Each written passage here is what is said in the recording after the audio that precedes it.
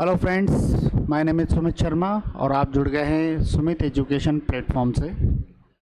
Last time हमने discuss किया था कि हिंदू मैरिज के विषय के अंदर हिंदू मैरिज के एंशिएंट पीरियड के बारे में हमने डिस्कस किया है। किस तरीके से हम मैरिज का जो प्रोसेस अपनाते हैं एंशिएंट पीरियड के अंदर हमने डिस्कस किया होगा कि एक ब्रह्म विवाह से लेकर के हमने पिशाच विवाह तक वो 8 प्रकार देखे हैं जो एंशिएंट पीरियड के अंदर हम मैरिज के रिगार्डिंग एक मैरिज को एक्सेप्ट करते हैं, उसको डिनाई करते हैं, उसको अप्रूव करते हैं, उसको डिसअप्रूव करते हैं। ये सोसाइटी का ये बैलेंस है कि हमने उन मैरिज को अपने अपने कस्टम्स, अपने अपने रिचुअल्स के अकॉर्डिंग उनको एक्सेप्ट किया है और डिनाई किया है। हमने मैरिज को 2 भागों में डिवाइड किया है, एक मान्य प्रकार और एक अमान्य प्रकार। 4 प्रकार हमने मान्य बताए हैं, ब्रह्म, देव, आर्ष और प्रजापत्य, और 4 प्रकार जो हैं हमने अमान्य बताए हैं, जिसको हम गांधर्व, राक्षस, आसुर और पिशाच, ये 4 प्रकार जो हमने डिस्कस किए हैं वो अमान्य प्रकार हैं जिसको सोसाइटी अप्रूवल नहीं देती है। हमने इसको पहले इसलिए देखा कि बिफोर 1955 मैरिज का प्रोसेस किस तरीके से होता था और किस तरीके से हम एक मैरिज को अप्रूव और डिसअप्रूव करते थे। लेकिन आज वर्तमान स्थिति में हम देखें, आफ्टर द 1955, जब से हमने हिंदू मैरिज एक्ट 1955 बनाया है, तब से लेकर के आज तक हम हिंदू मैरिज के रिगार्डिंग कौन कौन से सब्जेक्ट्स को देखते हैं, कौन कौन सी चीज़ों को हम एक्सेप्ट करते हैं और कौन कौन सी चीज़ों को हम डिनाई करते हैं। Hindu marriage act 1955 basically Hindu religion के विवाह से संबंधित सभी मामलों को देखता है। अब वो कौन कौन से मामले हैं? सबसे पहला मामला विवाह स्वयं है, जिसके मैरिज के रिगार्डिंग कौन सी शर्तें होंगी, कौन से आवश्यक जो सेरेमनीज हैं उनको हम एक्सेप्ट कर सकते हैं, डिनाई कर सकते हैं, वो हम देखेंगे। तो उन सभी चीज़ों को हम एक्सेप्ट और डिनाई किस तरीके से, किस रिगार्डिंग हम करते हैं। इसके अलावा अगर हम देखें तो कॉन्जुगल राइट्स के रिगार्डिंग, जुडिशियल सेपरेशन के रिगार्डिंग, डाइवोर्स के रिगार्डिंग और उन सभी एप्लीकेशंस के लिए, डिग्रीज के लिए या किसी प्रकार के कोई भी मैटर या डिस्प्यूट्स के लिए क्या प्रोसीडिंग होगी, क्या जुरिडिक्शन होगी, इस एक्ट के अंदर हमने सभी चीज़ें एक साथ इन्वॉल्व की है। आज हमारा टॉपिक जो है वो हिंदू मैरिज के रिगार्डिंग है। हिंदू मैरिज के लिए स्पेसिफिक हमने एक सेक्शन बनाया है जिसको हमने सेक्शन नंबर 5 का नाम दिया है, जिसमें वह सभी आवश्यक शर्तें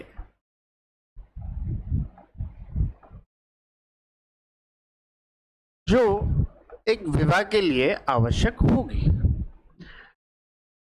सेक्शन 5 स्टार्ट करने से पहले देखिए, जैसा कि माना जाए तो सेक्शन 5 के अंदर 5 एसेंशियल कंडीशन है जो मैरिज के रिगार्डिंग हमें एक्सप्लेन करनी होती है, उन शर्तों का पालन हमें करना होगा।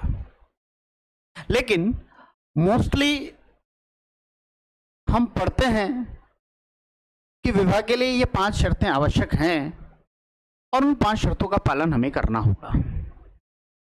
शर्तों का पालन करना होगा, ये तो स्वाभाविक सी बात है और हमने अब तक पढ़ा भी है कि विवाह की शर्तें हैं, उनका पालन हमें अकॉर्डिंग टू 1955 करना है।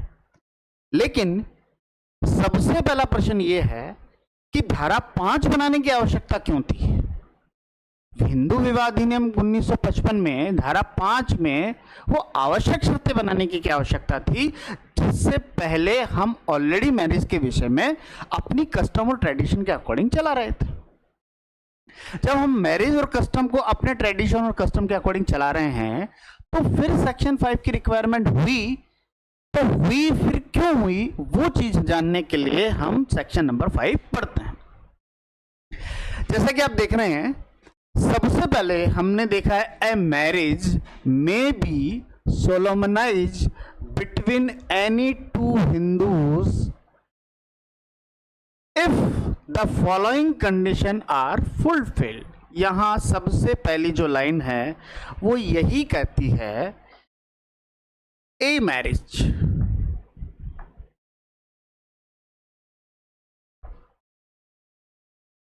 May B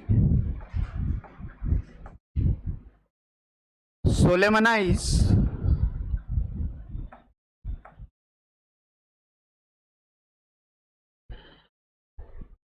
between two Hindu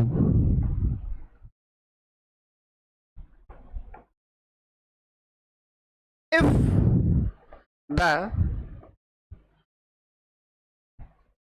following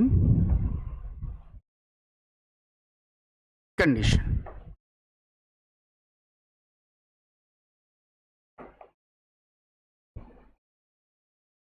एक विवाह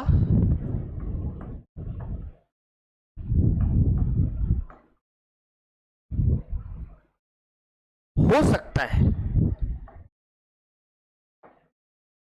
होगा या नहीं होगा वो शर्तें बताएगी। क्या होगा? अनुष्ठान।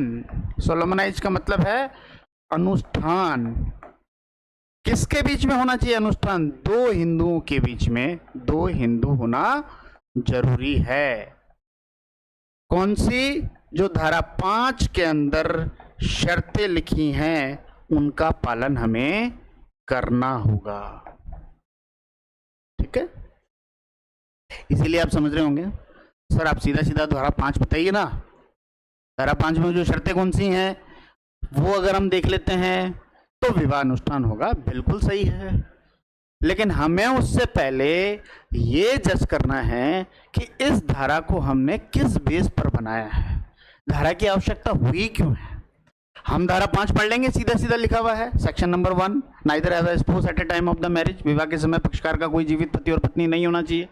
सेकंड आएंगे, उसमें लिख रहा है मेंटल डिसऑर्डर नहीं होना चाहिए, साउंड माइंड होना चाहिए। वो फीचर्स हमको दे रखे हैं कौन कौन से मेंटल डिसऑर्डर हो सकते हैं, कौन से साउंड माइंड होते हैं, कौन से साउंड माइंड नहीं होते हैं। सेक्शन 5 क्लोज नंबर 3 में आएंगे, एज के बारे में बता रखा है, फिर प्रोहिबिटेड रिलेशन के बारे में बताया, और फिर आखिरी के अंदर बता रहे हैं हमें सपिंडर रिलेशन के अंदर मैरिज नहीं करनी है अकॉर्डिंग द सेक्शन नंबर 5। ऐसा हमें एक्सप्लेन करता है।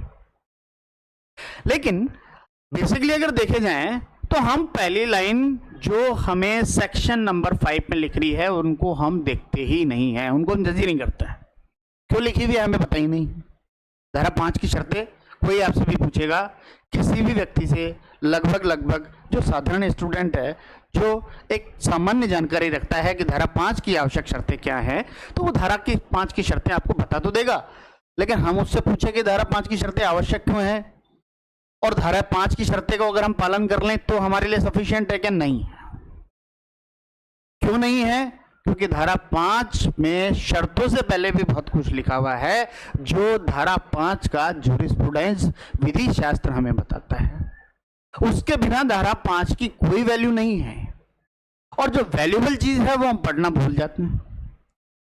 जो हमने ब्लैक बोर्ड आपके स्क्रीन पे देख रहे हैं आप, वो हमने ऑलरेडी लिखा है ए मैरिज। सबसे पहला वर्ड ही यही है, सबसे पहला वर्ड ही यही है, ए मैरिज।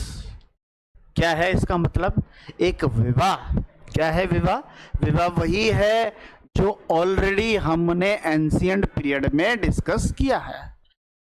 एंशिएंट पीरियड में क्या डिस्कस किया है? एंशिएंट पीरियड के अंदर हमने दिखा है कि दो व्यक्तियों के बीच में जो एक संगठन बनेगा, जिसको कहीं ना कहीं विधिक या समाज या तो लीगली या सोशली उसको हम रिकॉग्नाइज करते हैं, हम उसको एक इंस्टीट्यूशन का दर्जा देते हैं, हम उसको एक संस्था का दर्जन देते हैं। उस संघ को हम किस लिए बनाते हैं? अपनी रेस्पॉन्सिबिलिटीज पूरा करने के लिए, लीगल स्टेटस कंप्लीट या सोशल स्टेटस कंप्लीट करने के लिए, प्रोक्रिएशन ऑफ चिल्ड्रंस के लिए, संतान उत्पन्न करने के लिए, वंश परंपराओं को बढ़ाने के लिए, सोसाइटी को बैलेंस करने के लिए। वो सभी चीजें हमने ऑलरेडी उसी के अकॉर्डिंग मेंशन की है। मैरिज वही है, लेकिन यहां पर मैरिज के साथ साथ हमने वर्ड जोड़ा है मे बी। दैट मीन्स हो सकती है। कब होगी वह मैरिज? हमने वहां मैरिज तो वही मान लेंगे कि उनमें से किसी भी प्रकार को लें, लेकिन जो हम शर्त बता रहे हैं उसी के अकॉर्डिंग होना चाहिए। उस शर्त के अलावा अगर आपने कुछ पालन कर रहे हैं तो हम आपको रोक देंगे, नहीं आप मैरिज नहीं कर रहे हैं। आप क्या कर रहे हैं वो हमें नहीं पता है, लेकिन मैरिज आप तब करेंगे जो हम धारा 5 के अकॉर्डिंग आपको बता रहे हैं।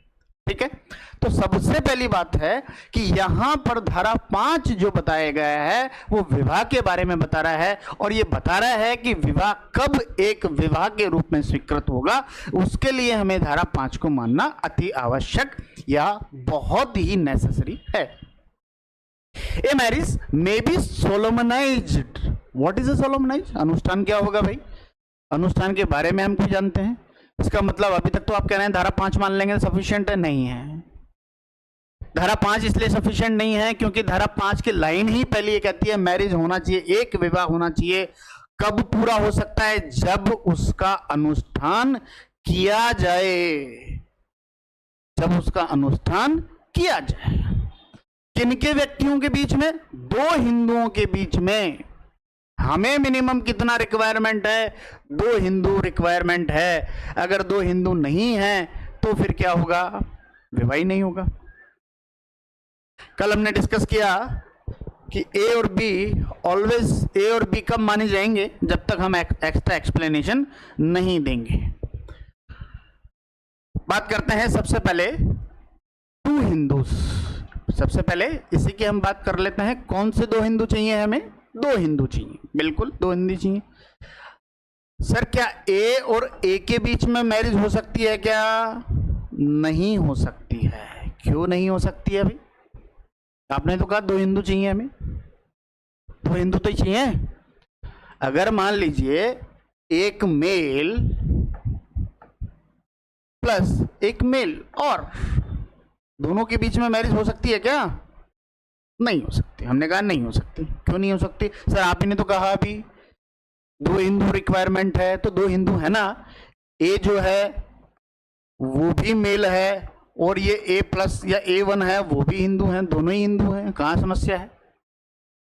कोई समस्या नहीं है। समस्या ये है कि हमारे पास ऐसा कोई अनुष्ठान नहीं है, ऐसी कोई सेरेमनी नहीं है जो ये बता दे कि विवाह 2 पुरुषों के बीच में किया जा सकता है।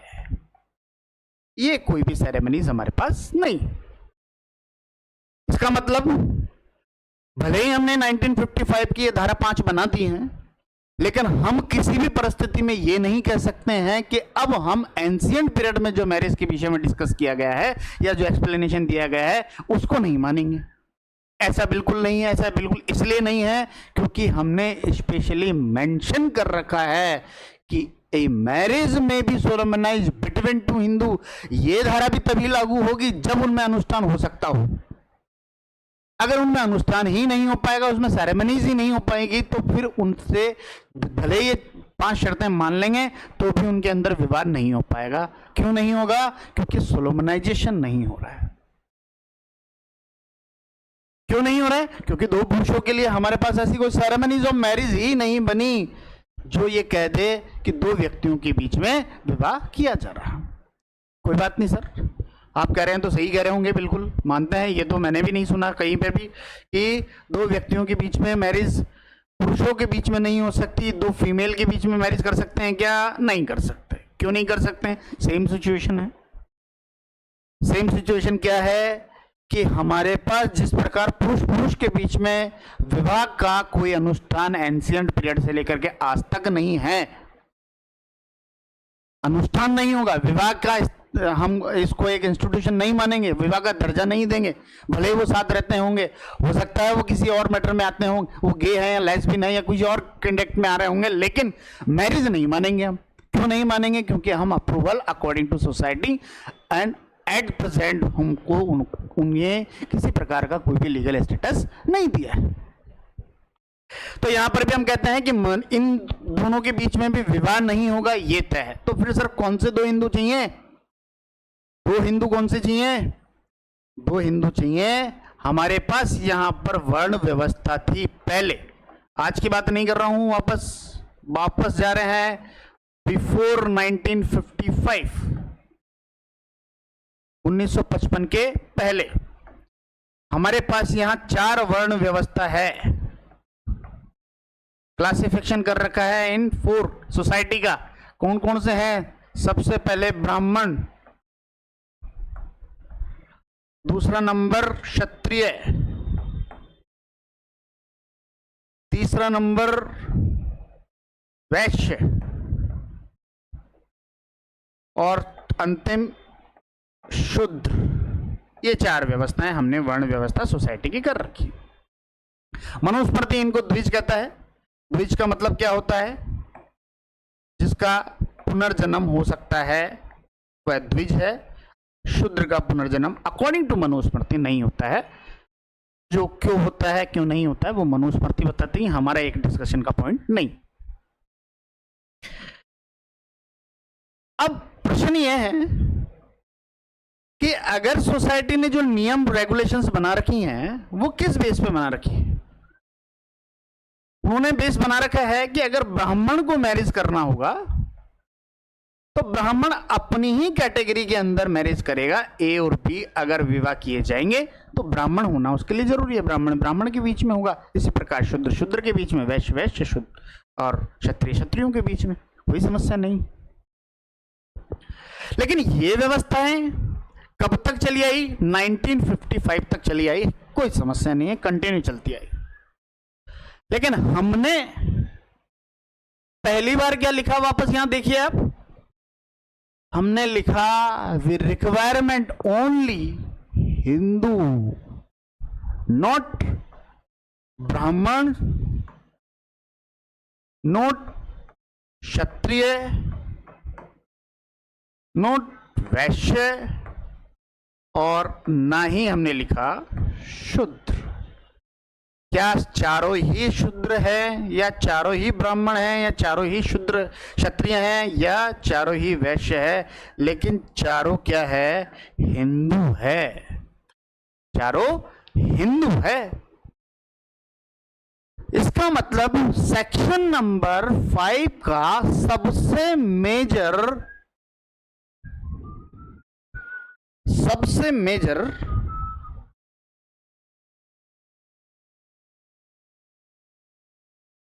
एक इफेक्ट है, हमारा जूरिस्प्रूडेंस निकल करके आता है। सेक्शन को बनाने की आवश्यकताएं क्यों हुई? वो सेक्शन की आवश्यकता ये हुई कि हमने पहली बार ये कहा कि हमें ना तो ब्राह्मण चाहिए, ना क्षत्रिय चाहिए, ना वैश्य चाहिए, ना शूद्र चाहिए। हमको अगर धारा 5 लागू करनी है तो हमें सिर्फ मिनिमम 2 हिंदू की रिक्वायरमेंट है। अगर 2 हिंदू विवाह करना चाहते हैं, भले ही वह ब्राह्मण हो, भले ही वह क्षत्रिय हो, भले ही वह वैश्य हो, भले वह शूद्र हो, कोई जरूरी नहीं है कि वह केवल ब्राह्मण प्लस ब्राह्मण ही हो,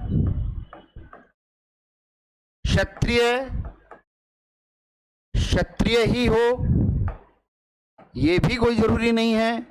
ना ही ऐसा जरूरी है कि वह वैश्य के साथ ही विवाह करे या शूद्र के साथ विवाह करे, ऐसा भी कोई आवश्यक नहीं है। क्यों? क्योंकि हमने लिखा केवल रिक्वायरमेंट किस बात की है?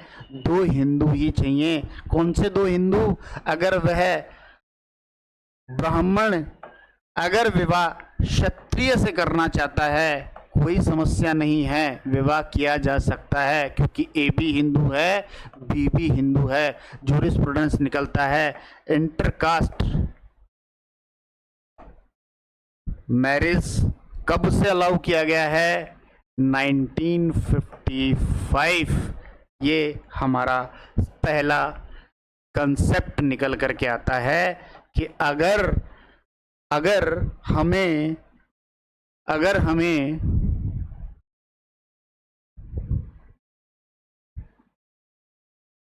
हमें विवाह करना है तो हमें किसी प्रकार की कोई भी इन चीज़ों की आवश्यकता नहीं होगी। पहला हमारा कंसेप्ट जो निकल करके आ रहा है वो निकल करके आता है, हमें यहाँ पर अंतरजातीय विवाह,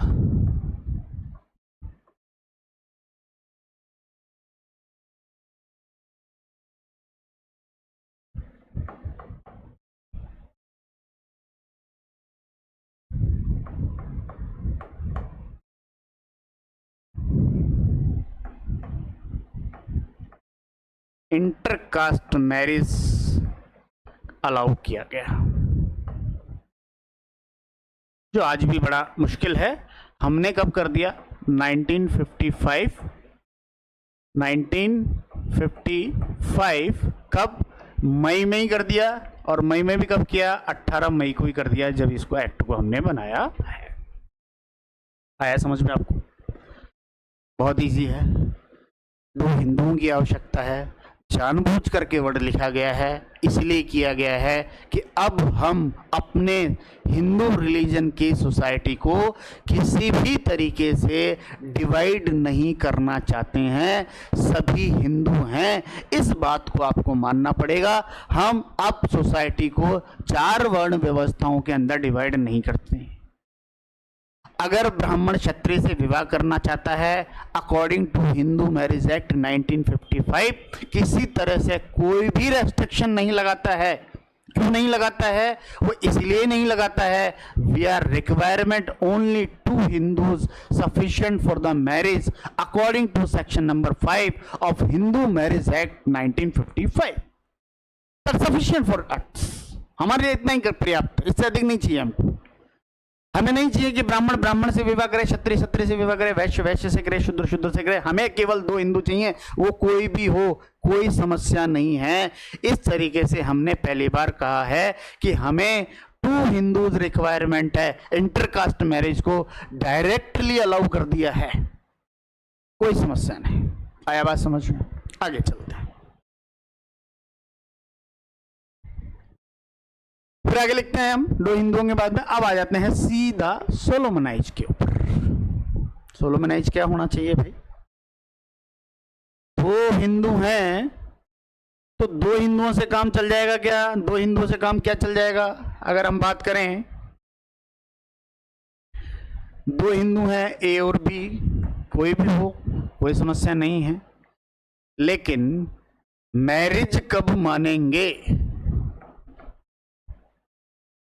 जब इनका मैरिज जैसा अगर किसी प्रकार का कोई भी अनुष्ठान किया जाए। जब तक अनुष्ठान हुआ ही नहीं, जब तक अनुष्ठान हुआ ही नहीं, सोलोमनाइज हुआ ही नहीं, सेरेमनी हुई नहीं, तब तक विवाह होगा ही नहीं। भले आप 5 शर्तें मान लें, कोई समस्या नहीं है, और मान करके रहेंगे तो भी कोई समस्या नहीं है। मैरिज तो नहीं मानेंगे। मैरिज क्यों नहीं मानेंगे? क्योंकि marriage according to section number 5 है ही नहीं। धारा 5 कब लागू करेंगे? जब अनुष्ठान हो सकता है, उन व्यक्तियों को लेकर के आओ, अनुष्ठान कराओ। कौन सा अनुष्ठान कराना है? हमने इससे पहले डिस्कस किया है भी आपके सामने कि 2 पुरुषों के बीच में अनुष्ठान होता ही नहीं, है ही नहीं हमारे पास ऐसी कोई सेरेमनीज। इसी तरीके से अगर हम बात करें 2 महिलाओं के बीच में अनुष्ठान करने की कोई विधि, वो भी नहीं है। लेकिन ये तय है कि 2 ब्राह्मण और क्षत्रियों के बीच, ब्राह्मण और ब्राह्मण के बीच में विवाह करने की तो सेरेमनी इजीली है, ब्राह्मण के बीच में करने की इजीली है। इसी प्रकार क्षत्रिय और क्षत्रिय के बीच में भी करने की, क्योंकि सोसाइटी बना रखी है ऑलरेडी, कोई समस्या नहीं है। लेकिन हमारे पास ये व्यवस्थाएं भी हैं कि ब्राह्मण क्षत्रिय से विवाह कर सकता है, क्षत्रिय वैश्य से विवाह कर सकता है, वैश्य ब्राह्मण से विवाह कर सकता है, ब्राह्मण वैश्य से विवाह कर सकता है, शूद्र ब्राह्मण से कर सकता है, ब्राह्मण शूद्र से कर सकता है। ये व्यवस्थाएं तो हमारी सोसाइटी ने कहीं ना कहीं तो इन्वॉल्व कर रखी होगी। और कहीं ना कहीं एंशिएंट पीरियड में हम देखते भी हैं कि वहां पर हमने वर्ण व्यवस्था को पूर्णतः निंदा भी की है कई जगह। ब्राह्मण शूद्र से विवाह कर तो सकता है, करेगा या नहीं करेगा सोसाइटी उसके लिए क्या करती है सेकेंडरी मैटर। लेकिन क्या विवाह किया जा सकता है? विवाह ऑफकोर्स किया जा सकता है, क्योंकि वेदों के अंदर वर्ण व्यवस्थाएं नहीं है। और जब वर्ण व्यवस्था नहीं है तो हमने कहा कि विवाह एक ब्राह्मण क्षत्रिय के बीच में, क्षत्रिय वैश्य, और इसी प्रकार से जो हमें एक्स्ट्रा एक्सप्लेनेशन की बात है वो भी किया जा सकता है, हमें कोई समस्या नहीं। जब समस्या ही नहीं है, प्रश्न यह होता है कि हम आगे चलें, और उसमें सबसे पहले ही समस्या यह है कि ब्राह्मण क्षत्रिय से विवाह तो कर सकता है, बहुत अच्छी बात है, लेकिन वह कौन सी सेरेमनीज होगी जिसकी वजह से हम विवाह संपन्न माने, उनका सोलोमनाइजेशन हो गया है, ये कैसे माने? ये तब मान सकते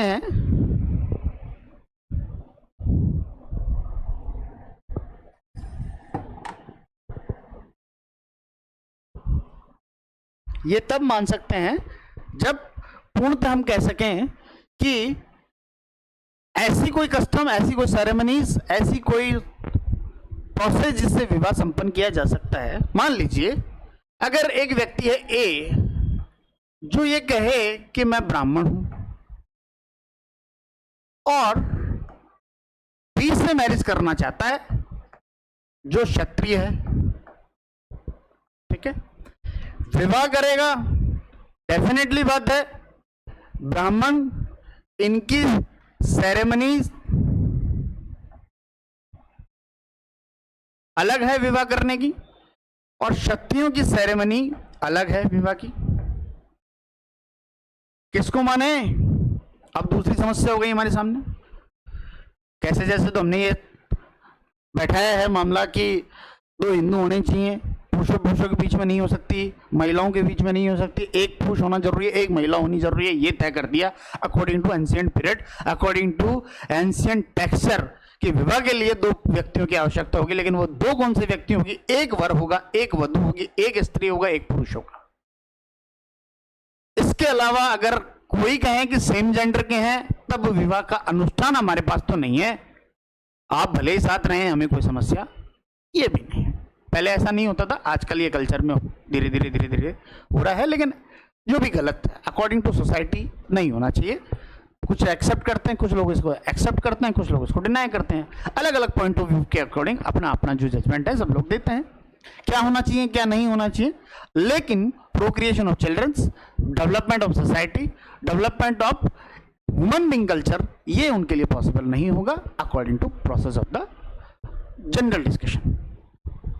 दोनों की सेरेमनीज अलग अलग है, ये हम देख तो रहे हैं, लेकिन दोनों के बीच में विवाह कैसे करें, पॉसिबल कैसे होगी? अगर दोनों का ही लिख दें हम, अगर दोनों के लिए लिख दें कि दोनों का विवाह तब ही होगा, दोनों का विवाह तब ही होगा जब दोनों की शर्तों का पालन किया जाए, यहां पर हमारे पास दूसरी समस्या हो गई। इसीलिए हमने सेक्शन नंबर इसी के साथ बनाया 7, धारा 7 बनाई सेरेमनीज ऑफ मैरिज, और सेरेमनीज ऑफ मैरिज में स्पेशली मेंशन कर दिया है कि विवाह का अनुष्ठान कब पूरा किया जाएगा।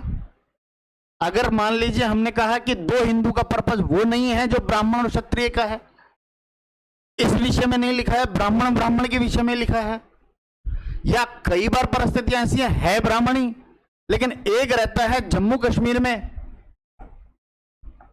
और एक रहता है वही ब्राह्मण की बात करें कि अगर वो दोनों भी मैरिज करना चाहते हैं तो ये रहता है कर्नाटका में, ठीक है। अब दोनों की सेरेमनीज ऑफ मैरिज में भी डिफरेंस है, किसको माने? चलिए ये मान लें कि ब्राह्मण और क्षत्रिय नहीं करना चाहते, ब्राह्मण ब्राह्मण करना चाहते हैं। यहां पर भी हमारे पास इतनी डाइवर्सिटीज हैं कि चाहे तो भी दोनों के बीच में विवाह हमारे लिए इजी एक्सेस नहीं हो सकता। कारण क्या है? क्योंकि दोनों की सेरेमनीज में भी डिफरेंशिएट। लेकिन इसका ओवरव्यूज अगर हम लेते हैं तो ये भी है कि ब्राह्मण और क्षत्रियों के बीच में विवाह तब संपन्न होगा अगर दोनों को लागू कर देंगे, पॉसिबल ही नहीं है। एक तो कह रहा है कि मैंने तलवार से शादी कर ली है, तलवार आपको दे दी, बाजीराव मस्तानी मूवी देखी होगी आपने, कि तलवार दे दी इसका मतलब है विवाह संपन्न हो गया। ब्राह्मण कह रहा है मेरे तो फेरे लो, अगर फेरे हुए ही नहीं, विवाह हुआ ही नहीं, अब कहां करें? बाजीराव मस्तानी में तो ये हो गया कि तलवार दे दिया, फेरे हुए ही नहीं, समस्या हो गई दोनों में। कैसे एक्सेप्ट करें, कैसे डिनाई करें? दोनों चीजें हमारे लिए पैरेलल एक साथ एक ही पॉइंट ऑफ व्यू पे नहीं हो सकती हैं। इसीलिए हमने कहा अकॉर्डिंग टू सेक्शन नंबर 7 लिखा है, स्पेशली क्या लिखा है? What is the ceremonies of marriage, mention किया है कि विवाह कब पूरा किया जाएगा। विवाह के लिए लिखा है solemnize by customary rite and either party, मतलब दोनों में से कोई एक। दो विवाह करने के लिए या दो पक्षकार हैं विवाह के, पक्षकार कितने होते हैं? 2 होते हैं। कौन कौन हो सकता है? कौन कौन हो सकता है? एक वर होगा, एक वधु होगी, एक लड़का होगा, एक लड़की होगी, एक ब्राह्मण होगा, दूसरा भी ब्राह्मण हो सकता है, एक ब्राह्मण है दूसरा क्षत्रिय भी हो सकता है, एक क्षत्रिय है दूसरा वैश्य भी हो सकता है। क्यों? क्योंकि लिखा है 2 हिंदू चाहिए। और इसी कारण से वहां दो हिंदू लिखा है, इसी कारण से सेक्शन 7 में हमने लिखा कि दोनों में से कोई एक हो, दोनों होने की आवश्यकता नहीं है। अगर दोनों में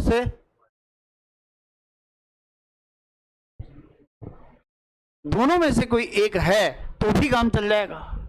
दोनों की कस्टम फॉलो करने की आवश्यकता नहीं है। क्यों नहीं है? क्योंकि दोनों की पॉसिबल ही नहीं हो पाएगी। एक कह रहा है मैं तो सूरज को साक्षी मान करके विवाह करूंगा, एक कह रहा है मैं तो चंद्रमा को मान करके विवाह मानूंगा, एक कह रहा है मैं तो पीपल के वृक्ष के नीचे मैरिज करूंगा, एक कह रहा है मैं तो बड़ के पेड़ के नीचे या बरगद के पेड़ के नीचे खड़ा होकर के मैरिज करूंगा, एक कह रहा है मेरे तो वरमाला डालने से ही काम पूरा हो जाएगा, एक कह रहा है मेरे को तो फेरे पूरे लेने। तो किसको मैरिज माने और कब माने, कौन से स्टेप पर माने कि विवाह हुआ है या नहीं हुआ है, उस परिस्थितियों को हमको निजात पाने के लिए हमने वर्ड ही जोड़ दिया, आइदर पार्टी, दोनों में से कोई भी एक हो। किसी भी पक्षकार की मान लो ब्राइड भी हो सकता है, ग्रूम भी हो सकता है, वर भी हो सकता है और वधू भी। प्रोवाइड फ्लेक्सिबिलिटीज, कस्टम, यहां पर हमने कहा जो उनकी प्रथा है दोनों में से दोनों की ही है। एक कह रहा है फेरे ले ले, एक कह रहा है अगर वरमाला डाल दी वहीं पर मैरिज हो गई। तो दोनों में से तय कर लो भैया किसकी माननी है। वो कह रहा है फेरे लेने से काम चल जाएगा, मैं मानने के लिए एग्री हूं। If you agree then complete your marriage, no discuss others, कोई डिस्कस ही नहीं करना है। वो कह रहे हैं नहीं वरमाला ही डालेंगे, ज्यादा खर्चा होगा, बुलाएंगे पंडित जी को, बुलाएंगे, सामान लेके आएंगे, सामग्री लेकर के आएंगे, इतना ज्यादा फैल जाएगा मामला, हमको नहीं करना है, हमको तो डायरेक्ट शादी करनी है। वरमाला डालो, रिसेप्शन हो गया, खाना खिलाओ, जो इन्वाइटेड पर्सन है, मैरिज कंप्लीट।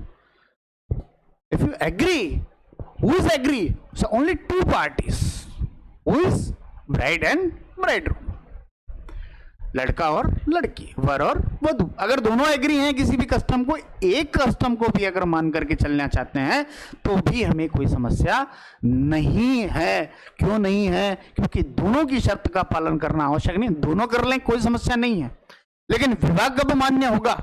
दोनों में से किसी एक की मान ली गई है तो भी विवाह मान्य माना जाएगा, क्योंकि सेक्शन 7 कहता है दोनों में से किसी एक पक्षकार की भी अगर मान करके हम उन प्रथाओं के आधार पर विवाह संपन्न कर देते हैं तो विवाह वैध होगा, वैलिड होगा, और अकॉर्डिंग टू सेक्शन 7 इसको हम रिकॉग्नाइज या रेक्टिफाइड कर देते हैं। तो इस तरीके से हम कह सकते हैं कि अगर आइदर पार्टी की भी, मतलब दो पक्षकारों में से एक की भी कस्टम को फॉलो करके हमने अगर मैरिज कर ली है तो विवाह को वैलिड मान लेंगे। लेकिन कोई व्यक्ति ऐसा कह रहा है कि मुझे पता ही नहीं है, दोनों में से दोनों ही व्यक्ति नहीं जानते हैं कि उनकी मैरिज सेरेमनीज क्या है, पता ही नहीं है।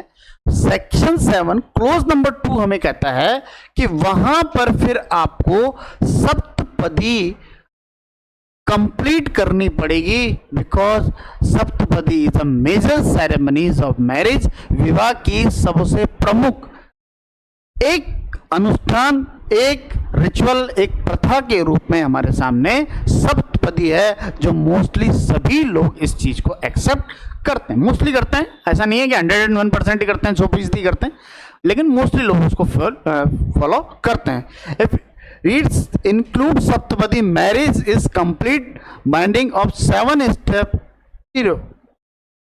अगर 7वां पद 7 स्टेप, लास्ट टाइम हमने डिस्कस किया था व्हाट इज अ सप्तपदी। सप्तपदी का मतलब एक पवित्र अग्नि के समक्ष 7 पद साथ साथ चलना है, हम कंप्लीट मान लेंगे। जैसे ही 7वां पद साथ चला गया है तब हम मान लेंगे कि वहां दोनों के बीच में सप्तपदी के आधार पर विवाह संपूर्ण या विवाह का अनुष्ठान संपूर्ण हो चुका है।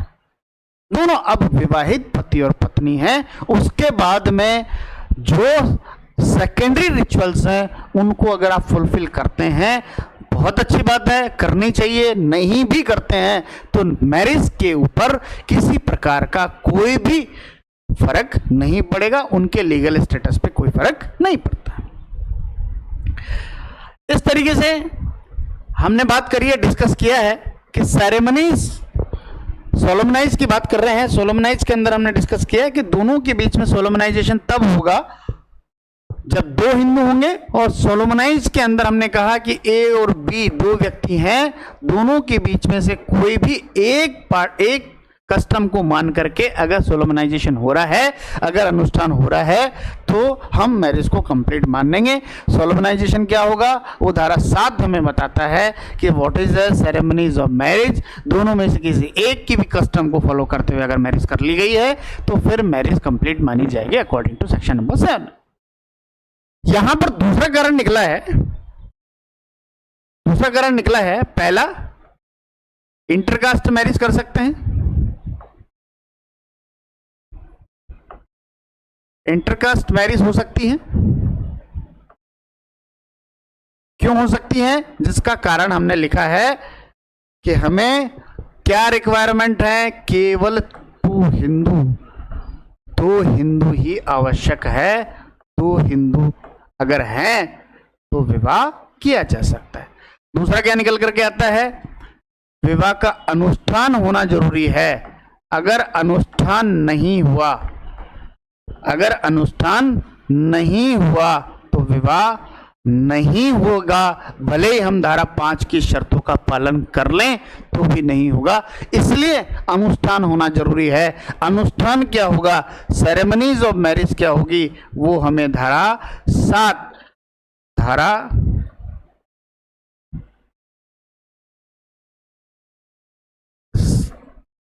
हमें बताती है कि अनुष्ठान होना जरूरी है। समझ रहे हैं? पहली बात समझ में आई। मैरिज हो सकती है, may be solemnise between any two Hindu, दो हिंदू कोई से भी हो सकते हैं, कोई समस्या नहीं है। अब उसके बाद में आती है, ये हमारा यहाँ जूरिस्प्रूडेंस खत्म होता है।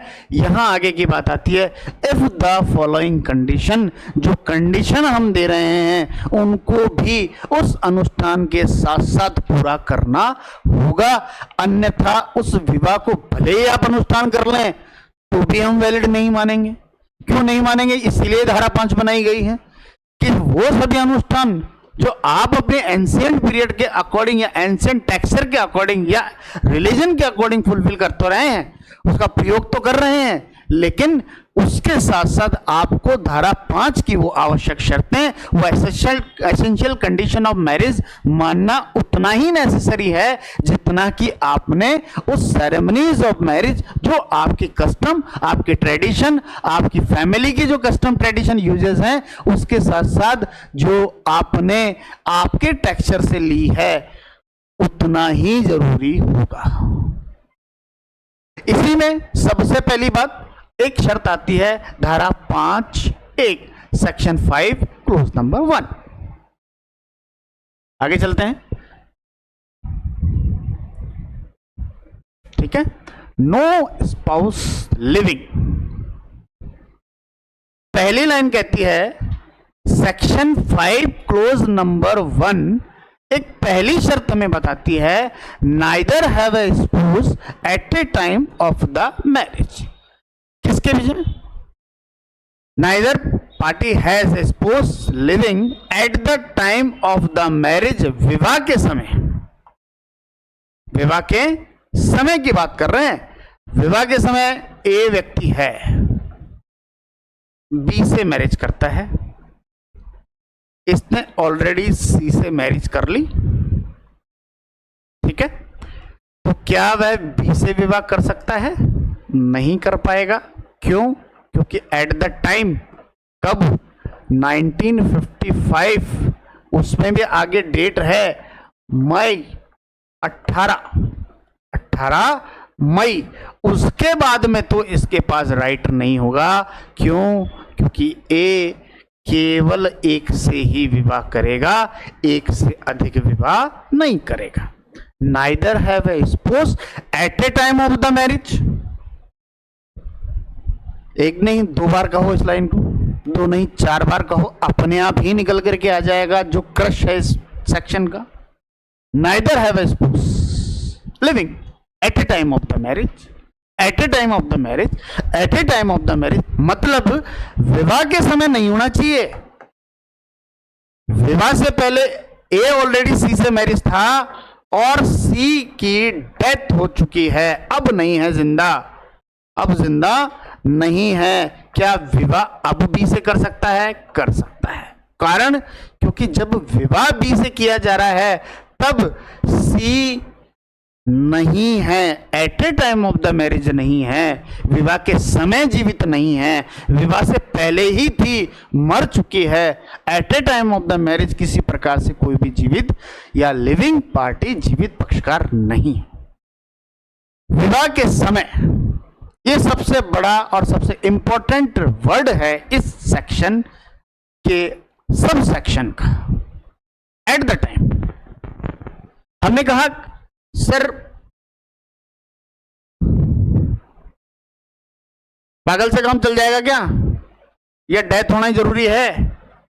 अगर ए कह रहा है कि सर बी से मैरिज हुई तो थी लेकिन बी पागल हो गई, बी पागल हो गई, अब कर लूं क्या सी से मैरिज? नहीं करेगा भाई। हमने कहा पागल हो निभाना पड़ेगा, जो वादा किया है वो निभाना पड़ेगा। और वादा वहां आपने क्या किया था? 7 जन्मों के 7 वचन पूरे करने पड़ेंगे, भले पागल है विवाह तो नहीं करेगा। कब कर सकता है? या तो ये डेथ हो जाए इसकी, है ही नहीं, या फिर इसको डाइवोर्स दीजिए। इसको आप क्या करिए, विवाह को, जिसको एक साधारणतः हम तलाक कह सकते हैं, जिसको हम अगर यूजुअली वर्ड यूज करें विवाह विच्छेद करेंगे, डिसोल्यूशन ऑफ मैरिज, विवाह का विच्छेद। सी से मैरिज करनी होगी तो बी को छोड़ना पड़ेगा, ये तय है। क्यों तय है? क्योंकि सेक्शन 5 क्लोज 1 कहता है neither have a spouse living at the time of the marriage, विवाह के समय पक्षकार का कोई भी जीवित पति और पत्नी नहीं होनी चाहिए। और नहीं होनी चाहिए मतलब नहीं होनी चाहिए, जीवित है तो दूसरा जो विवाह किया जाता है वो क्या होगा? पहले लिख दिया है पूर्णतः void according to section number 11, शून्य है। शून्य मतलब एब इनिशियो, प्रारंभ से ही शून्य, इनिशियो से ही है, इनिशियल लेवल से ही है। एब इनिशियो एक लैटिन मैक्सिम है, वो कहता है प्रारंभ से ही, जब से हुआ तब से ही शून्य है। ऐसा नहीं है कि 2-4 घंटे, 1-2 दिन, साल 2 साल तक तो वैलिड रहा, फिर प्रारंभ से ही, मिनट से ही, उससे ही वह शून्य माना जाएगा। इनिशियल लेवल से ही उसको आगे हमको कैरी फॉरवर्ड करने की आवश्यकता होगी ही नहीं। तो सेक्शन 11 कह रहा है प्रारंभ से ही ऐसे विवाह अगर कर लिए गए हैं, कौन से विवाह? जो सी से करेगा वो विवाह प्रारंभ से ही शून्य है, प्रारंभ से ही शून्य है, अकॉर्डिंग टू सेक्शन नंबर 11। प्रारंभ से शून्य है, बहुत अच्छी बात है सर। आप एक बात बताइए, बहुत अच्छी बात है आप बता रहे हो, हमको बहुत अच्छा लग रहा है, लेकिन आप ये बताइए कि उनका क्या जो 1955 के पहले ही करके बैठे हैं। ए कह रहे हैं मेरी तो 4 वाइफ हैं, बी भी है, सी भी है, टी भी है और ई भी है, और ई भी है। इनका क्या? अब इनका क्या? अब तो इनको क्या करेंगे? एक को वैलिड मान ले, बाकियों को तो सर हटाओ आप। क्यों? क्योंकि कहा गया है सेक्शन 5 क्लोज 1 में कह दिया neither have a spouse at a time of the marriage, monogamy है सर, एक ही विवाह होना चाहिए। फिर आपने अलाउ क्यों किया? हटाओ इनको तलाक दिलवाओ या खारिज करवाओ विवाह। हमने कहा नहीं, ऐसा नहीं होगा। ऐसा क्यों नहीं होगा? फैक्टम बेल्ट का सिद्धांत लागू हो गया। फैक्टम बेल्ट क्या कह रहा है? फैक्टम बेल्ट कह दिया जो एक बार वैलिड, सदा के लिए वैलिड, और एक बार वॉइड, परमानेंट वॉइड। जो कार्य एक बार अगर वैध हो चुका तो वो परमानेंट जब तक है चिरस्थायी रूप से वैध ही माना जाएगा। 1955 के पहले धारा 5 लागू, धारा 5 और इसकी उपधारा 1 लागू नहीं होती है, क्योंकि ये लागू कब से हो रही है, ये लागू स्पेशल डेट दे रखी है, एक ही याद रखें, मई 18, 1955, उससे पहले लागू नहीं होगी। सभी विवाह वैध है। एक इसका पति है, बी का भी है, सी का भी है, डी का भी है, ई का भी है। अब वो चाह रहा है सर एक और कर लूं, आ गया हमारे पास कब, 19 मई को ही आ गया हमारे पास, 19 मई को ही आ गया कि सर एक और कराओ, मेरे को एफ भी पसंद है, इससे भी कराओ। अब बात कर रहे हैं ए और एफ के बीच में विवाह कर लिया उसने गलती से भी, धारा 11 कहती है ऐसा विवाह शून्य है। क्यों है, क्यों है? Neither have a spouse living at a time of the marriage. तेरी तो ऑलरेडी 4 है बावड़े, बी भी है, सी भी है, डी भी है, ई भी है। अब क्या चाहता है हमसे, एक से और कराओ, एक से नहीं करने देंगे। क्यों नहीं करने देंगे? नियम बना दिया 18 मई 1955 से कि अब पक्षकार का कोई भी जीवित पति पत्नी है तो विवाह करने की परमिशन नहीं देंगे। तेरे को परमिशन दे तो देंगे, बी सी डी ई, यदि अकारण तू मत कर लेना, तेरे को नहीं करना है, इनको मार दे, ऐसा नहीं करना है बिल्कुल भी। भगवान इनकी मृत्यु दे दे, ठीक है, ईश्वर इनकी मृत्यु दे दे, ठीक है। अन्यथा आपके पास ऑप्शन है कि चारों को डाइवोर्स दें, एक को नहीं देना है डाइवोर्स, अब चारों को ही डाइवोर्स देना पड़ेगा, जब जाकर के एक इससे मैरिज कर पाएगा, एफ से मैरिज कर पाएगा, अन्यथा विवाह होगा ही नहीं। तो सर ये चारों वैलिड हैं? बिल्कुल चारों वैलिड हैं, खुशी खुशी रहे, बहने बन करके रहे, कोई समस्या नहीं है। क्यों? क्योंकि 1955 मई 18 से पहले सभी वैलिड मैरिज है। या तो 4 क्या और कर लेता 4, तो भी कोई समस्या नहीं थी, क्योंकि बिफोर 1955 हिंदू रिलीजन के अंदर किसी प्रकार का कोई भी बाउंड्रीज नहीं थी कि मैरिज कितनी की जा सकती है, कितनी भी की जा सकती है, यथासंभव जितना आपकी क्षमताएं हैं उतनी करें, 1,000, 1 लाख, 1 करोड़, जितनी चाहें उतनी करें, कोई समस्या नहीं है। क्यों? क्योंकि हिंदू रिलीजन टेक्सचर उनको बाउंड नहीं करता है। वहां लिखा गया है मनुस्मृति में, यथासंभव जितनी आपकी श्रद्धाएं हैं, जितनी आपकी आवश्यकताएं हैं, इच्छाएं हैं, आप उनको विवाहित कर सकते हैं। किंवदंतियां हैं लोगों की। तो हम बात करें श्री रामायण में, रामचरितमानस में भी कहा गया है दशरथ की 3 पत्नी है, तो विवाह एक से अधिक किया जा सकता था, कोई समस्या नहीं। तो यहां धारा 5 के सबसे पहली धारा यही कहती है, सेक्शन 5 क्लोज नंबर 1, कि एक ही होना चाहिए, मोनोगेमी है। अगर नहीं किया गया है, 2 से कर लिया तो बाइगेमी का अपराध। पहले तो सबसे पहले मैरिज जो है वो वॉइड हो गई है और अपराध भी कर दिया है आपने। कौन सा कर दिया है? क्रिमिनल ऑफेंस भी है, आईपीसी का सेक्शन 494 और 495, जो अब बीएनएस का सेक्शन 82, 83 बन गया है। इम्प्रिजनमेंट है 7 ईयर का, और फाइन भी लगा सकते हैं, कोई नहीं रोकेगा। तो धारा 5 का उल्लंघन सेक्शन 5 क्लोज 1 का अगर इफेक्ट दिखा जाए, मानना पड़ेगा।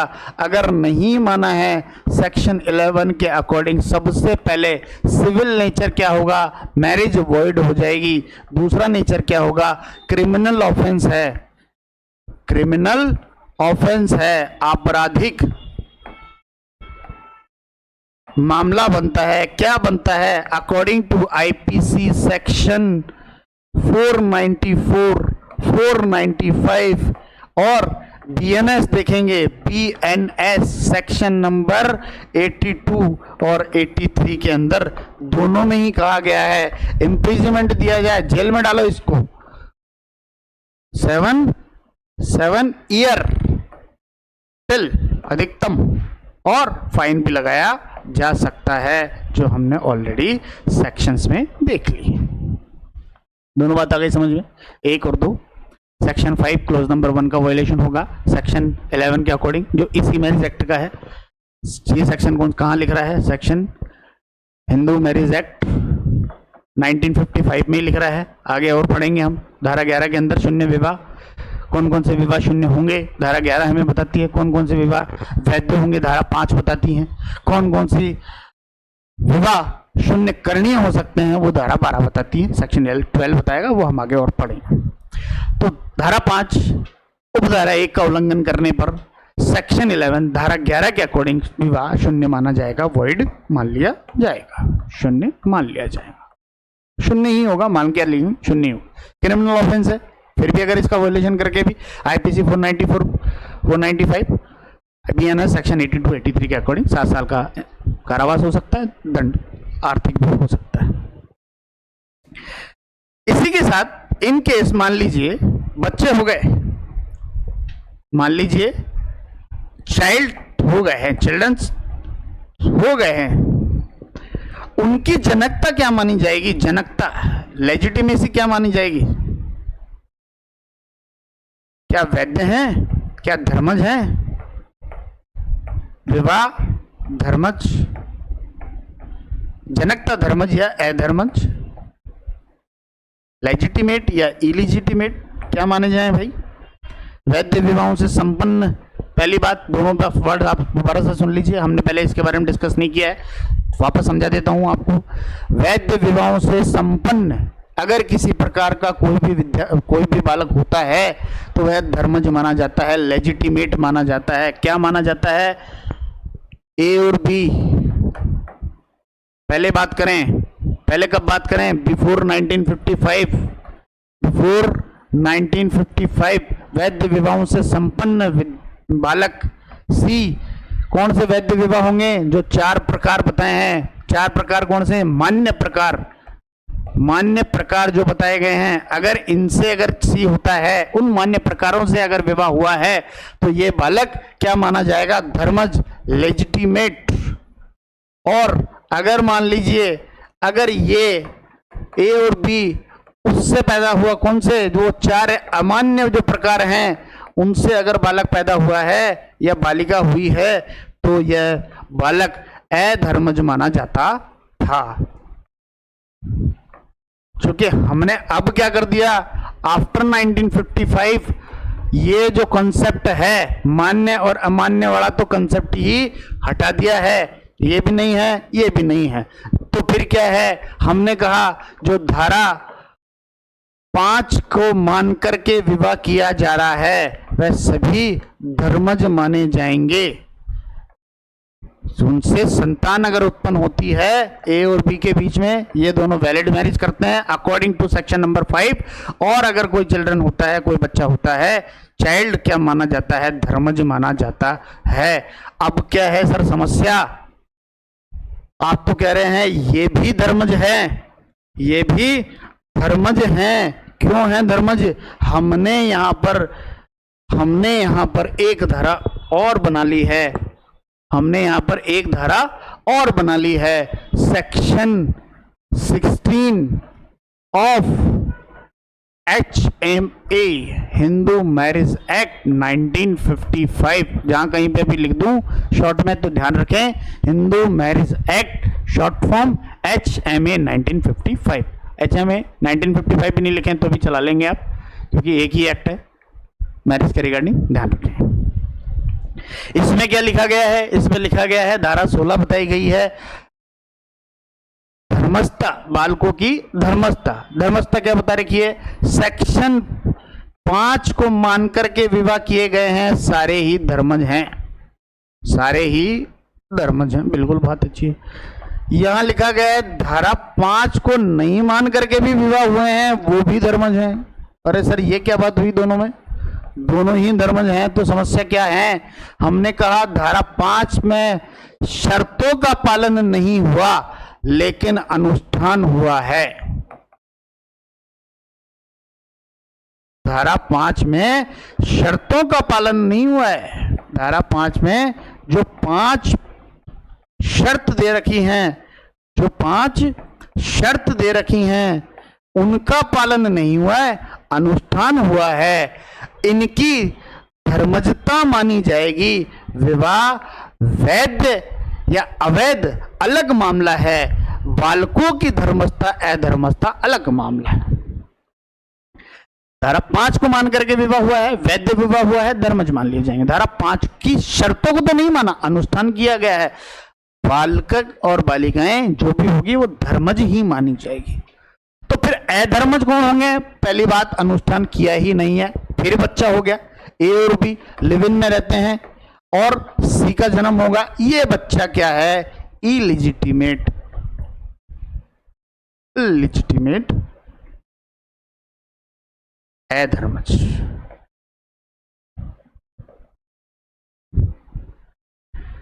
ठीक है, तो सर इन दोनों में डिफरेंस क्या होगा? बिल्कुल डिफरेंस होगा। धारा 5 को मानने वाली शर्तों के अंतर्गत वह सभी अधिकार मतलब मदर और फादर की प्रॉपर्टी के साथ साथ कोपर्सनली प्रॉपर्टी, आगे हम पढ़ेंगे सहदाय की संपत्ति, दादा परदादा से संपत्तियां जो चली आ रही हैं वो भी इस व्यक्ति को मिलेगी, जो सी होगा उसको मिलेगी। लेकिन ऐसा जो धारा 5 का उल्लंघन करके अनुष्ठान तो कर लिया गया है लेकिन धारा 5 की शर्तों का पालन नहीं किया है, उन व्यक्तियों के लिए केवल और केवल मदर और फादर की प्रॉपर्टी तक ही राइट है, सहदाय की या कोपर्सनली प्रॉपर्टी तक राइट नहीं होगा। क्यों नहीं होगा? क्योंकि यह धारा 5 की शर्तों का पालन करके इनके बीच में विवाह नहीं हुआ है। समझ में आया यहां तक?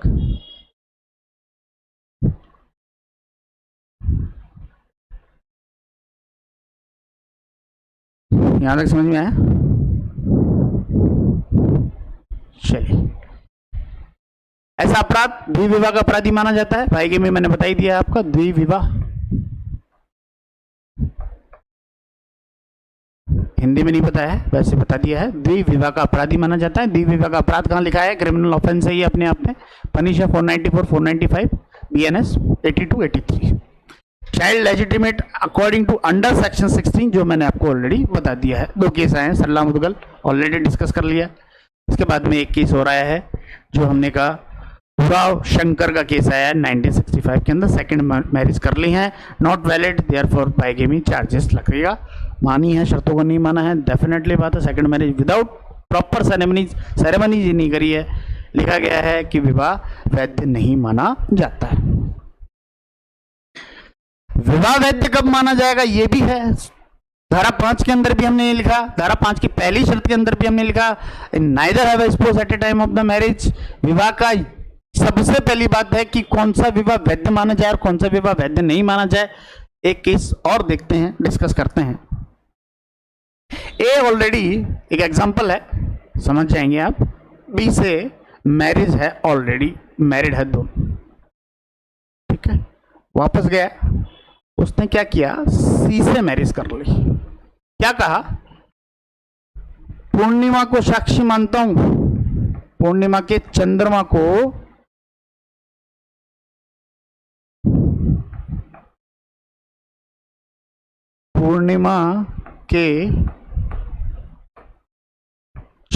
को साक्षी मानता है और विवाह कर लिया है।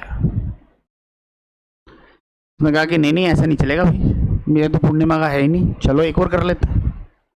उसने वापस इसी से मैरिज करी आगे। अब कहता है कि वरमाला गाइडलाइन जो है आदान प्रदान करके विवाह कर लेते हैं। हो सकता है विवाह का एक सफल कारण है, प्रकार है, एक विवाह के करने का तरीका है, प्रकार नहीं कह सकते हैं, विवाह का एक तरीका है, किया जा सकता है। वरमाला क्रॉस ट्रांसफर करेंगे, नहीं मानी, सी कहती है नहीं एक तरीके से, और वापस गई। उसने कहा अब चलते हैं कहाँ? सिख रिलीजन। और सिख रिलीजन के कहाँ जाते हैं? गुरुद्वारे में जाते हैं। गुरुद्वारे में जाकर के क्या करते हैं? गुरु ग्रंथ साहिब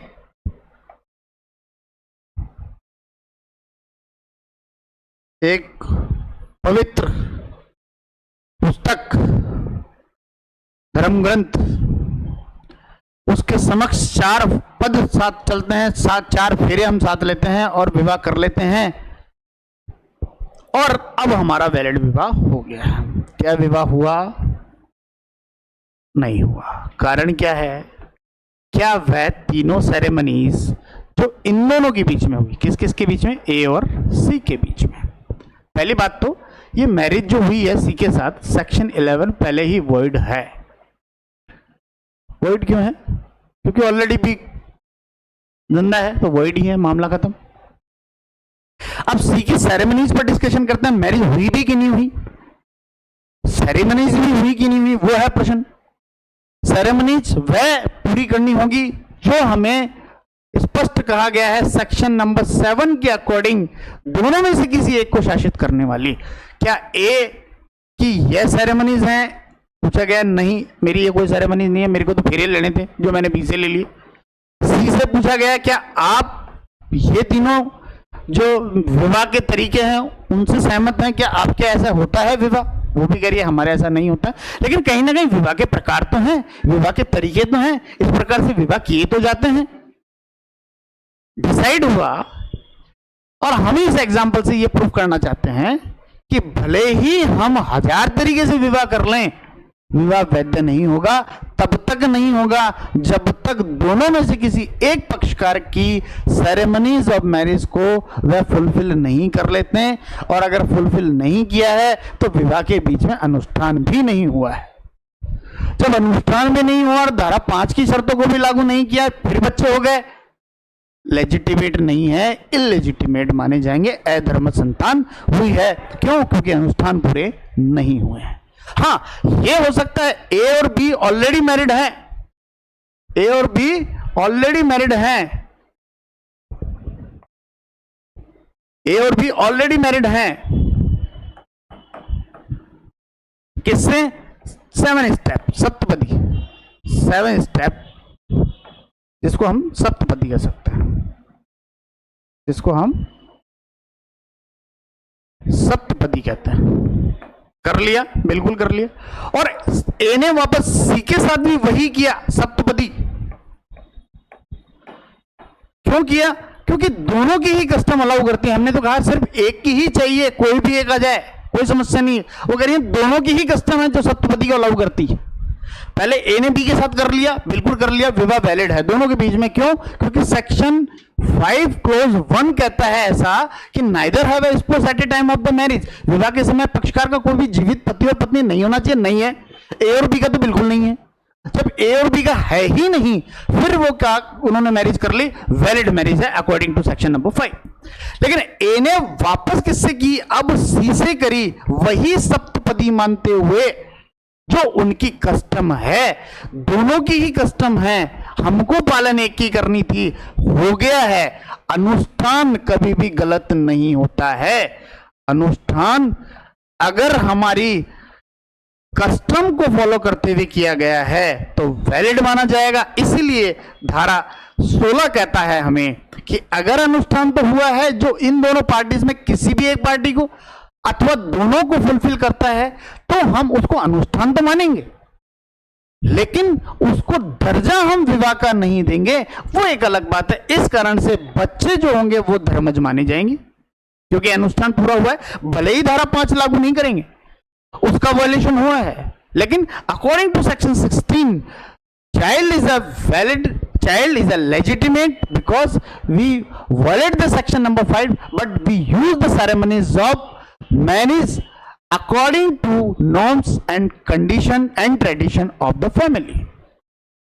लेकिन अगर मान लीजिए सी से विवाह, अगर मान लीजिए सी से जो विवाह कर रहा है वो थर्ड किसी और ही कस्टम से कर रहा है, गुरु ग्रंथ साहिब के पास जा रहा है, गुरुद्वारे में चला गया, वहां कर ली 4 फेरे, पीपल के पेड़ के खड़े हो गया बाहर, वहां यहां डालूंगा साहब ये पवित्र है सबसे, चंद्रमा को साक्षी मान लेगा, सूरज को साक्षी मान लेगा, वरमाला डाल देगा, 100 सीढ़ियां जो है वो भगवान के ऊपर चढ़ गया, वहां जाकर के कह देगा सिंदूर भर दिया, व्हाटएवर, कोई फर्क नहीं पड़ता है इससे कि विवाह उनका हुआ या नहीं हुआ। फर्क इस बात का करता है कि विवाह अनुष्ठान उनका वैध था या नहीं था। अगर अनुष्ठान उनका वैध नहीं है, जो ए और सी की सेरेमनीज ऑफ मैरिज को अलाउ करता है, मैरिज हुई है या नहीं हुई है, अगर ये 1000 तरीके से भी विवाह कर ले लेकिन उन दो प्रकार से नहीं करेगा जो सी और ए की फैमिली अलाउ करती है। अगर दोनों में से दोनों को ही अलाउ नहीं किया, 1000 प्रकार से विवाह किया जा सकता है। एक जगह एक टेक्सचर कहता है कि 1298 1298 हिंदू में 1298 प्रकार से विवाह किया जा सकता है। हमने तो और कम कर दिया, 1000 ही मान लिए कि 1000 प्रकार से विवाह किया जा सकता है, जिनमें से एक की कस्टम भी है, एक कस्टम सी की भी है। वो दो को छोड़ता है 998 प्रकार से 998 प्रकार से विवाह कर लेता है। विवाह वैलिड मान लेंगे क्या? नहीं मानेंगे। क्यों नहीं मानेंगे? हमने स्पेशल कह रखा है या तो ए या फिर बी की कस्टम अगर अलाउ करती हैं, अगर अलाउ करती है उनमें से किसी एक, नहीं है जरूरी दोनों ही माने, दोनों में से किसी एक को अगर फुलफिल करके भी अगर आपने मैरिज कर ली है तो हम मान करके चलेंगे कि विवाह वैध है। अब धारा 5 की वो शर्तों का पालन करना पड़ेगा जो हमने ऑलरेडी सेक्शन नंबर 5 में दे रखी है। अनुष्ठान हुआ कि नहीं हुआ वो अलग मामला है। अनुष्ठान होने के बाद में भी धारा 5 को लागू करेंगे, फिर वैध मानेंगे। लेकिन यहां तो विवाह के अनुष्ठान में ही है, 1000 प्रकार से किया जा सकता है, 998 प्रकार से कर लिया। उन दो कस्टम को या ट्रेडिशन को मानते हैं, सेरेमनीज और मैरिज को नहीं माना है, जो ए और सी अलाउ करती हैं। नहीं किया गया है, यहां पर अनुष्ठान भी संपन्न नहीं हुआ है। बालक जो भी होंगे वो अधर्मज माने जाएंगे। क्यों माने जाएंगे? अनुष्ठान भी पूरा नहीं हुआ है। अनुष्ठान पूरा हो गया, दोनों में से एक के बालक और बालिकाएं धर्मज मानी जाएगी। किसके अकॉर्डिंग? धारा 16 के अकॉर्डिंग। आई थिंक यहां तक समझ पाए होंगे आप लोग, यहां तक समझ पाए होंगे। दोनों यही है चीजें, ठीक है। सल्ला मुदगल का केस और लिली थॉमस का केस भी हमने ऑलरेडी डिस्कस कर लिया है। लास्ट टाइम भी डिस्कस किया था, उससे लास्ट टाइम भी डिस्कस किया है। क्या किया है? रिलीजन चल गया, हिंदू रिलीजन छोड़ करके मुस्लिम रिलीजन में चला गया। मुस्लिम रिलीजन में कहता है कि नहीं मैं एक नहीं 4 शादी करूंगा, 2 शादी करूंगा। क्यों? क्योंकि हिंदू रिलीजन में तो ये अलाउ नहीं है, इसलिए मैं मुस्लिम बना हूं। ला इलाहा इल्लल्लाह मुहम्मदुर रसूलुल्लाह, अल्लाह एक है, मोहम्मद साहब उसके पैगंबर है और मैं उसका अनुयायी हूं, फॉलोअर्स हूं। तो मैं पूर्णतः इस्लाम को कबूल करता हूं। कबूल है, कबूल है, कबूल है कह चुका। रोज नमाज भी अदा करता है, चाहे देख के अदा करता है, मस्जिद भी जाता है, सुबह शाम ही जाता है, हर घंटे में पहुंच जाता है। नहीं मानेंगे, शादी नहीं मानेंगे। शादी एक ही कर पाएगा। क्यों कर पाएगा? क्योंकि वह उस व्यक्ति को अलाउ करता है जो बाय बर्थ मुस्लिम है, वही 4 मैरिज एटेड है। अभी तक वही व्यक्ति कर सकता है। आगे क्या होगा वो आगे की परिस्थितियां हैं, लेकिन अभी तक वह केवल वही व्यक्ति कर सकता है जो जन्म से मुसलमान है, इस्लाम कबूल करता है, इस्लाम को मानता है। उन व्यक्तियों को नहीं है जो माइग्रेट होकर के आ गए। हिंदू रिलीजन में तो नहीं हो रहा है, चलो हम इस्लाम चल रहे हैं, चलो इस्लाम। ऐसा नहीं होगा। ऐसा इसलिए नहीं होगा क्योंकि वहां पर भी आप माइग्रेटेड हैं। जब माइग्रेटेड हैं तो उन लोगों को हम ये जो राइट्स हैं उनको नहीं देंगे। इसी कारण से हमने सरला मुदगल वर्सेस एंड लीला थॉमस के केस में ये कहा है, जो कन्वर्जन होकर के इस्लाम में आए हैं उन्होंने अगर किया है मैरिज, सेकंड मैरिज कर लिया है, वॉइड है, पूर्णतः वॉइड। और वॉइड का मतलब वॉइड, ठीक है। क्यों किया है? फ्रॉड है, बिल्कुल धोखा दिया है आपने हमको। इस्लाम में क्या है? आप तो हमसे केवल शादी करना है किसी से, इसलिए आप इस्लाम कबूल किया है, अन्यथा तो आप बिल्कुल नहीं आते। और ऐसे लोगों का पूर्णतः बहिष्कार करना चाहिए, समाज को भी करना चाहिए, धर्म को भी करना चाहिए और व्यक्तियों को भी करना चाहिए। क्यों? क्योंकि वो उनका उद्देश्य मेलाफाइड है। जब उद्देश्य मेलाफाइड है, ऐसे लोगों को हमको बहिष्कृत कर देना चाहिए, ठीक है। मुझे लगता है आज के लिए थोड़ा लंबा हो गया है, तो इतना ही रखते हैं। बाकी के जो सेक्शन है, सेक्शन नंबर 5 के क्लोज नंबर 2, 3, 4 और 5, और उसी के साथ हम सेक्शन नंबर 8 भी पढ़ेंगे। तो तब तक के लिए आप बने रहिए सुमित एजुकेशन पे, और उसके बाद में जब नेक्स्ट लेक्चर में हम इसको डिस्कस करेंगे जो सेक्शन 5 के और जो सब सेक्शंस बच रहे हैं, जिसमें हम मेंटल डिसऑर्डर के बारे में डिस्कस करेंगे, एज के बारे में, प्रोहिबिटेड सेपेंडर रिलेशन के बारे में डिस्कस करेंगे, ceremonies of marriage section 7 already हम पढ़ लिए हैं, और अगर रिक्वायरमेंट होगी अगर इन्हीं सेक्शंस के रिगार्डिंग तो हम उसको और भी पढ़ लेंगे। और उसके अलावा हम रजिस्ट्रेशन ऑफ मैरिज बचता है, वो सेक्शन नंबर 8 भी हम उसको नेक्स्ट लेक्चर के अंदर कंप्लीट करेंगे। तब तक के लिए thank you so much all of you, have a great day. आप जुड़े रहिए सुमित एजुकेशन के लिए। सुमित एजुकेशन हमेशा आपके साथ कटिबद्ध है, जुड़ा हुआ है, हमेशा इस चीज को फील करेगा कि हमारा जो उद्देश्य है शिक्षा देना, शिक्षा के साथ साथ सीखना और सिखाना भी है। तब तक के लिए जुड़े रहिए सुमित एजुकेशन। Thank you.